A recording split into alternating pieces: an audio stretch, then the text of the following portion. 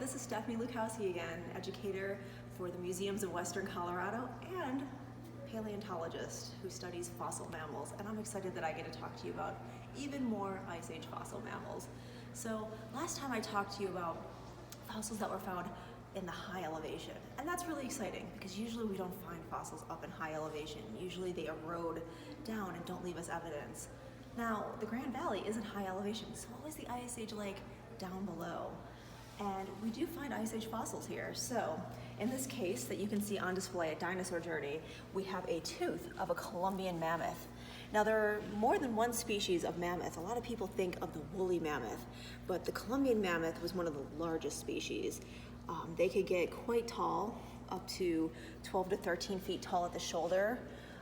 They were these massive animals with very curved tusks, and that tooth is just a small fragment of a tooth. A really neat thing about modern elephants and mammoths is their teeth came in like a conveyor belt. So the old tooth would be in front and the new tooth would push behind and push that old tooth out, and they would break apart at different enamel layers. So what you're seeing is just a part of a tooth that got most likely spat out of the mammoth's mouth as it was getting a new tooth behind it. So as the mammoth's skull got bigger, they needed bigger teeth because they would only have 4 teeth in their mouth at one time. So 1 on each side, and then the 2 tusks, which are also special teeth, but 4 chewing teeth at any time.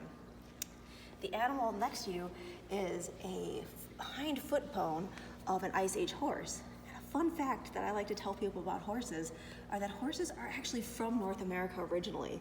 This is where horses evolved, and they eventually went extinct after the end of the last glacial stage, so around 11,500 years ago.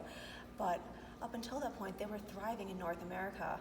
So they went extinct, and we have horses here today because the Spanish brought them in when they were exploring the New World.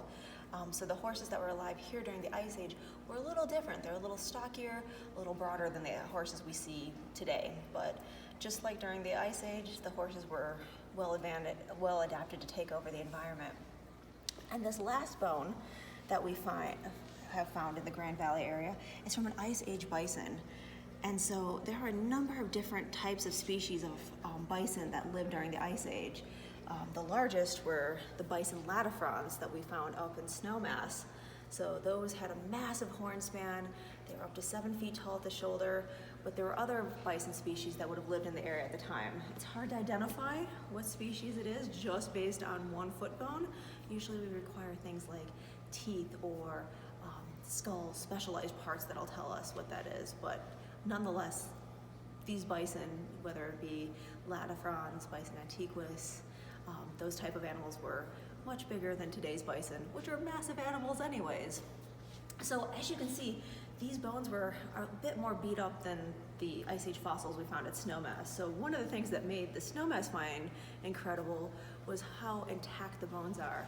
And these, most of the Ice Age fossils we find, rather being in a lake setting that dried up, are from glacial outwash. So as the glaciers melted and made these massive rivers that flowed down, we'll find the bones mixed in with that, or sometimes in dry caves.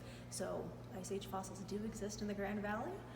So far we haven't found any that are super pristine and spectacular like the Snowmass find, but you never know, they could be out there still.